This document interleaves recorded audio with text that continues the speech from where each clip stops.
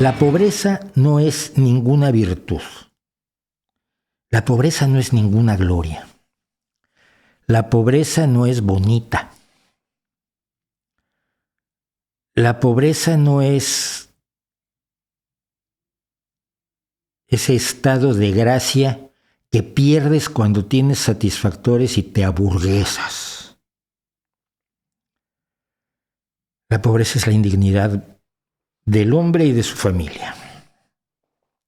Y yo estoy hasta el moño de los que exaltan la pobreza como si fuera un estado deseable, los que exaltan a los pobres como algo tan maravilloso que hay que mantenerlo así para siempre. Tiene que haber siempre muchos pobres porque es muy bonito el folclore de la pobreza, la pobrología en la que viven algunos que no son pobres. Mira, la escasez siempre es una tragedia. Hay escaseces que son tragedias menores. Cuando una persona de grandes capacidades económicas se queda sin su perfume favorito, es una tragedia menor, pero es una tragedia. Cuando no le puedes poner frente a tus hijos un plato de comida digno, es una tragedia enorme. Cuando tus hijos no pueden ir a la escuela, cuando no puedes darles medicina, cuando no puedes darles futuro, no es folclore, no es tradición, no es algo que se pueda considerar un regalo a Dios, ni una expresión de solidaridad social, ni de valores especiales de un país que, como siempre todos han sido pobres. Nuestra tradición es la pobreza. La pobreza es para combatirse. La pobreza no es más que una situación de carencia y escasez que solo puede traer infelicidad. El dinero no compra la felicidad, no. Pero compra muchas cosas que la dan. Por ejemplo, la comida de tus hijos. Si tú eres feliz cuando le das de comer a tus hijos, sobre todo después de no haberlo podido hacer, eso es felicidad. Cuando los puedes ver terminar una carrera y sabes que tus padres no pudieron estudiar una carrera y que están haciendo lo que quieren y que tienen algo que desean. A mí nunca me pudieron regalar una guitarra hasta los 16, 17 años. A mi hijo le puedo dar una batería electrónica a los 12. ¡Wow! Sí, me da mucha felicidad la cara que tiene el niño cuando ve que le dieron su batería y que va a empezar a tomar clases. La pobreza no es lo que cuentan ni los curas ni la izquierda más imbécil que tenemos.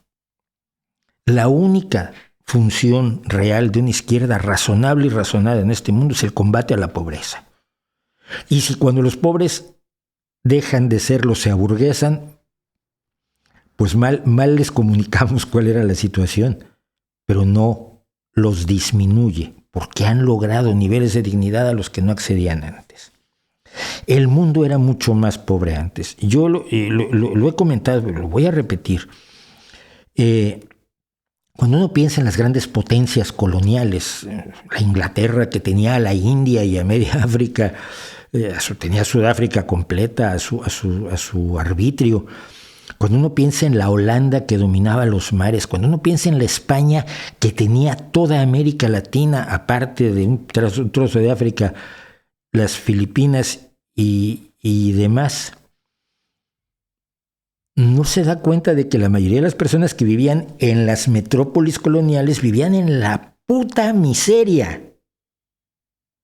Los holandeses pobres que todavía pintó Van Gogh, los británicos pobres, los españoles en la miseria absoluta, mientras en la corte se comía y se bebía y se gozaba y se disfrutaba y se hacían trajecitos con perlas, y el español de a pie, el ancestro de mis abuelos, estaba apenas sacando lo suficiente para no morir de hambre. Y no tenía ni medicina, ni escuela, ni esperanza. Y sus hijos, mira, uno de ellos iba a heredar el pequeño trozo de tierra que tenía la familia, los otros tenían que buscarse la vida en otro lado. No podías partir la tierra indefinidamente, al final todos iban a tener 1 centímetro cuadrado que repartir entre sus hijos. La pobreza era de todos, no era solamente de los países que hoy vemos como pobres, de los países que se nos ha contado que están en desarrollo, no están en desarrollo, están en suspenso, están fosilizados en la barbarie de sus propios gobernantes y de sus propias oligarquías y de sus propios ricos ignorantes que no se dan cuenta que más les convendría tener menos pobres y más mercado. No lo ven así porque sus limitaciones son las que ya decíamos que los llevan a creer en la homeopatía.